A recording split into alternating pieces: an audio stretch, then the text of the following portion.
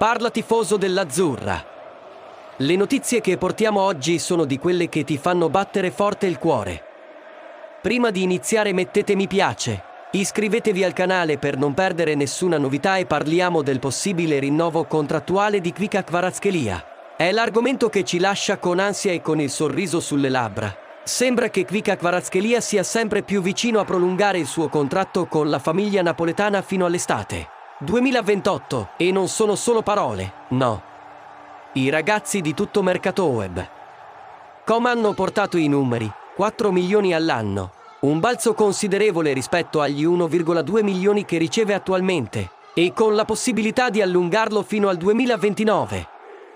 L'agente di Kvara, parlando a Sport Imedid in Georgia, ha chiarito che la famiglia è felice e lo è anche lo stesso Kvicha.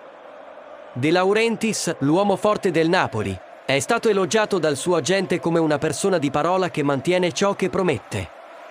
Sembra che il futuro della nostra stella si stia illuminando ancora di più. Asterisco, ma attenzione, tifosi napoletani. Aurelio De Laurentiis è noto per essere un presidente che ha cura dei suoi gioielli e non vi rinuncia facilmente. Rinnovare questo contratto è come chiudere in chiave il georgiano qui a Napoli, dimostrando rispetto nei confronti delle pretendenti, a meno che non arrivino con numeri al limite dell'irrazionalità. Aspettiamo di vedere l'esito di questa storia. Avremo Kvara splendente qui più a lungo? Lascia la tua opinione nei commenti. E, ovviamente, non dimenticate di lasciare un like e di iscrivervi per restare sempre aggiornati su tutte le ultime novità del Napoli. La passione non ha fine. Forza Napoli sempre!